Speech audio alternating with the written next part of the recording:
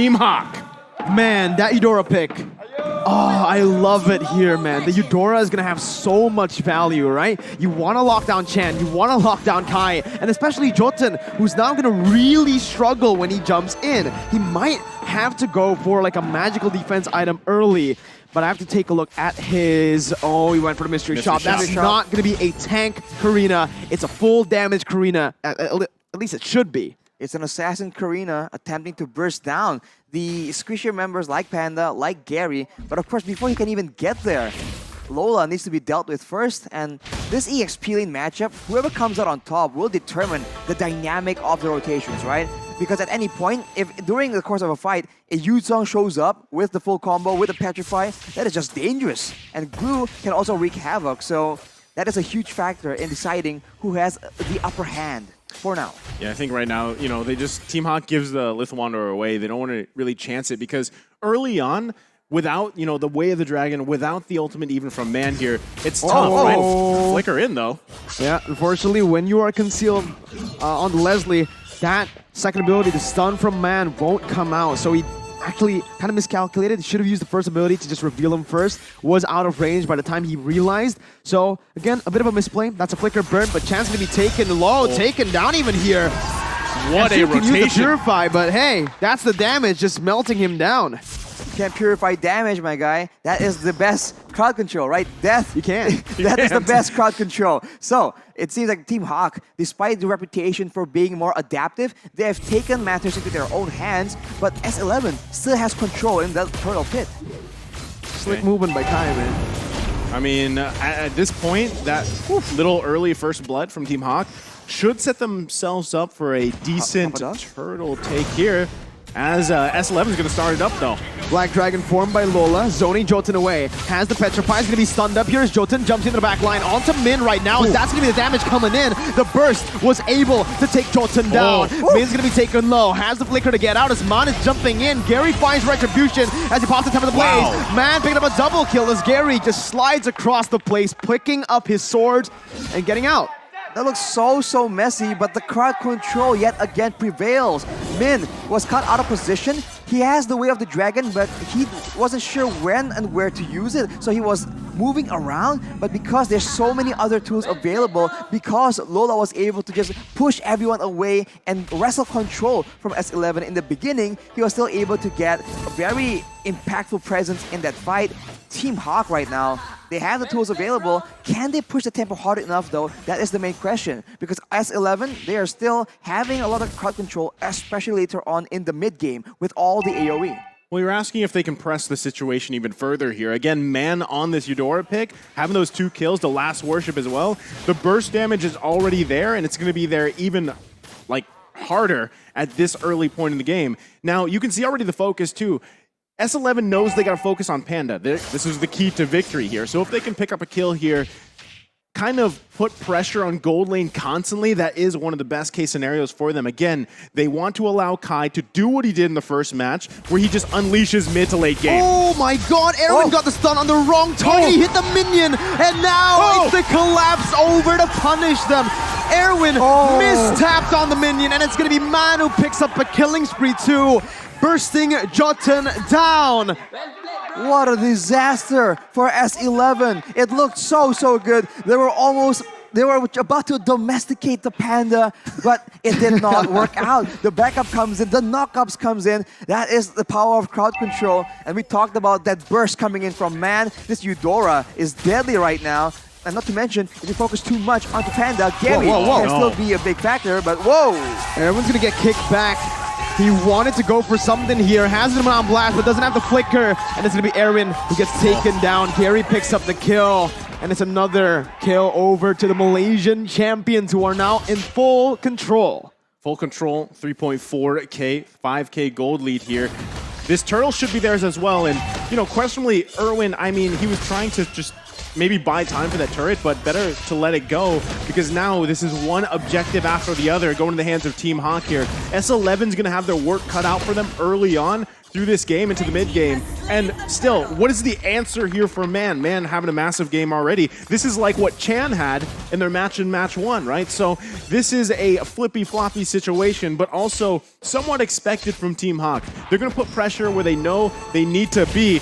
Min, though, It's going to be stunned up. That's about it, right? There's no real threat right now from S11 in terms of damage. Chan still needs to scale. Kai as well, but who doesn't need to scale? It's Man on the Eudora. That's an early game mage for a reason. Erwin just got melted. That is a terrifying amount of damage onto the roamer. If your roamer can be one-shot like that, that allows Team Hawk to just deny any kind of inquisitive maneuvers coming in from Erwin. He cannot find vision, and with that control, with those threats, they're able to get the turret, but Man here is the main target for S11. There you go, everything used, and still it's Mon surviving, but Chan jumps in with his Mon Force, picking up a shutdown and putting some gold in his pockets, collecting it. Lola still with the Black Dragon form now, gonna be out of there, gonna be immobilized down, but he's still able to get out with a Furious Dive. Meanwhile, in the back line is gonna be actually Jotun, who gets kicked back to the team, has the maneuverability to get out for a bit before Panda finds the kill. Gary now still trying to look for more damage, but it's S11 who decides to back off, and it's an equal trade in the end.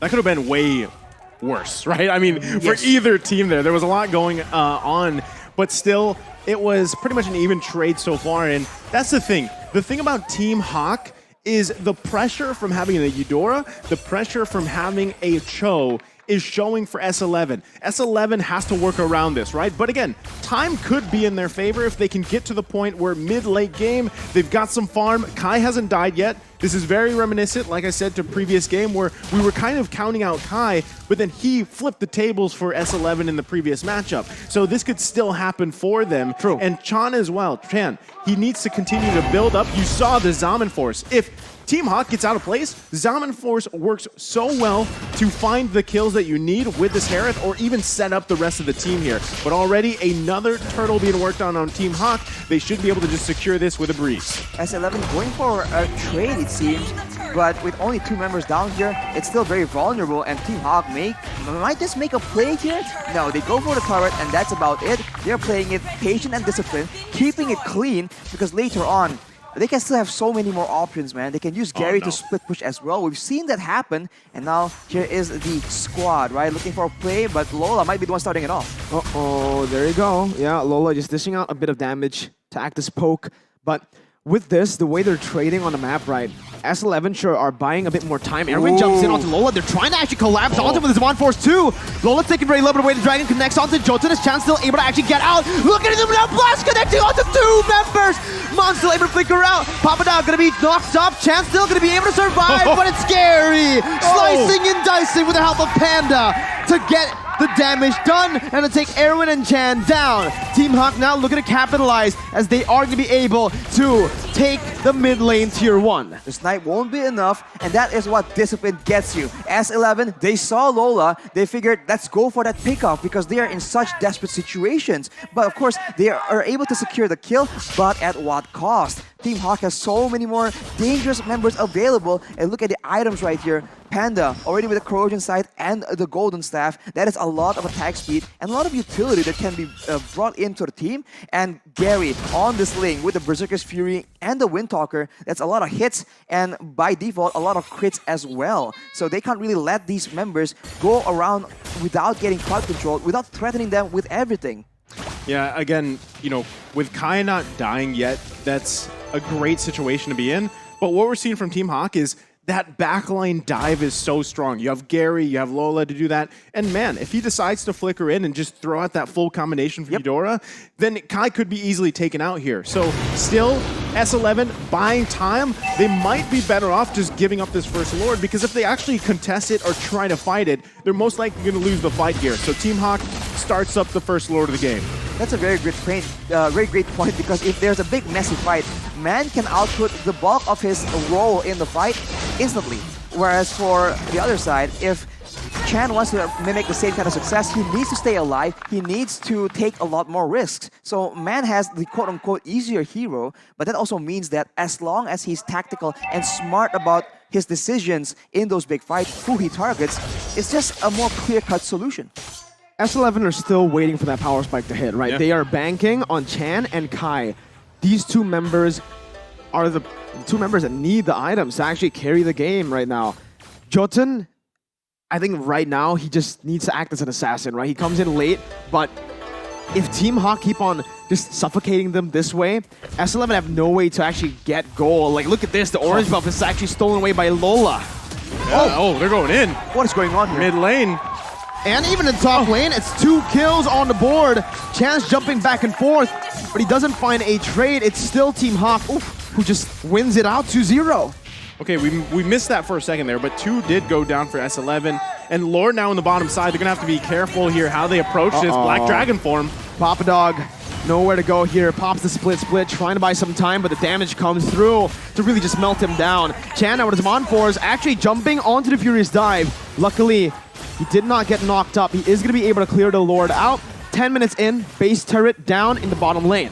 Team Hawk, I think they could have pressured a bit more there, but as we mentioned, keeping it clean, keeping it disciplined, knowing that they have the lead, but they also have a lot more early game options, so there's no point in taking unnecessary risks and letting S11 perhaps have an opportunity for a comeback. Look at the players' gold right here, Gary and Panda, all the way up there. And despite the fact that Kai has been left relatively untouched, he is still not as wealthy as Jotun, which is not ideal, right? At this point, the Karina is not the main carry that you can rely on to actually decide the fate of the game. The items, right? That's what I really want to see for Kai right now. Does he have at least just the... I think he's got 2. I think he's got Berserker's Fury and maybe Endless Battle. Not sure if he was building towards that yet, but I mean, you saw the damage dealt. He's the highest there, but you saw how the discrepancy between the gold from him and even someone like Panda, right? I think it was around 2,000 gold difference. And so maybe in another 3-4 minutes, we'll see Kai pop off. Now we can take a look at the items. There it is. It is going to be that Berserker's Fury with the Endless Battle here, working on the next. So if he's going, is he going BOD here, Arashi? For the third? I think BOD makes sense, especially with how you want to be playing, right? Just burst damage, assassinations, quote unquote. But Team Hawk right now is just zoning everyone. I mean, Kai has the steel leg plates, but it's so dangerous for him to be roaming around right here because Gary and Lola can very easily take him out.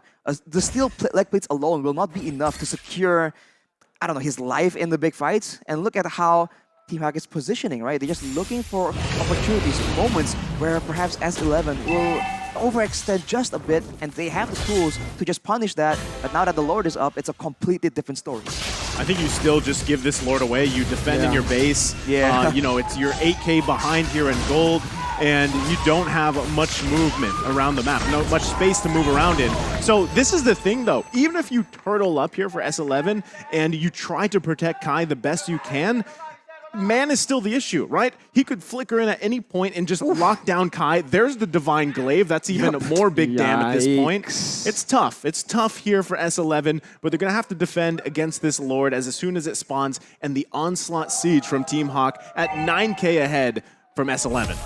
Now the question is, can they defend, right? With the amount of damage output and pick potential and even siege from Team Hawk, are S11 Gaming going to be able to withstand this? Arashi? It's going to be very tough, man. I mean, if their core members don't get caught up in the initial assault, I think there's at least a chance, right? You can see the damage is starting to come through, but of course, with so much crowd control available, Team Hawk can just even zone and not even commit to a fight, and that will allow them to take down multiple structures or even end the game with good lane manipulation. No conceal already. It's popped in by Min.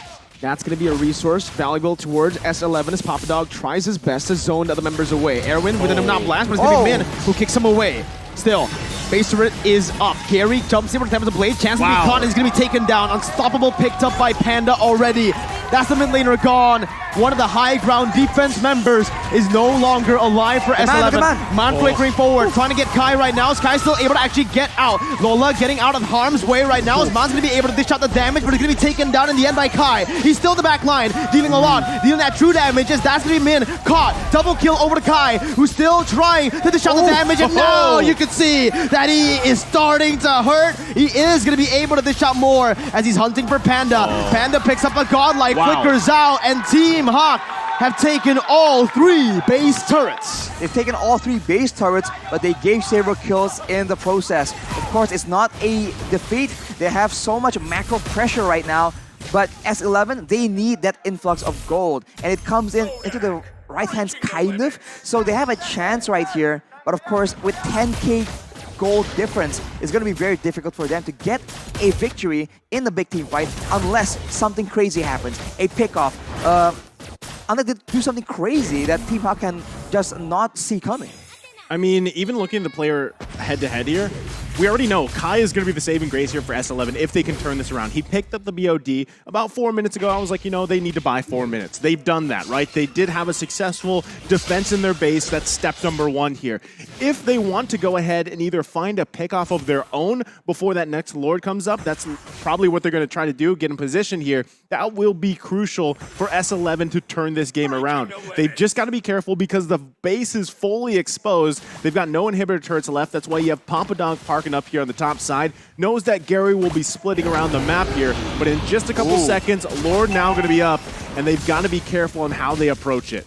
That fight that S11 technically won was without Chan. Mindo looking for that position, goes on to Erwin. That's going to be Lola jumping in. Chan's going to be able to pop that Zaman Force, topped up, and that's the unstoppable by Gary. Jotun tries to look for a kill, but will fall instead. Gary's going to be taken low, but the damage coming from Kai. That's the Erwin melted down by Panda. Still Kai in the back, but will be petrified, knocked up, and taken down by Panda and Lola. It's a double kill by the Black Dragon, and now it's time for Team Hawk to march slowly up against one member from S11. Papa Dog all alone. The miracle play will not happen as Team Hawk will be able to secure their first win at M4, silencing S11.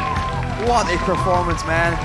Everything just came in so well. They understood the macro decisions. They knew that S11 will be inquiring to see where they were. Are they going to be on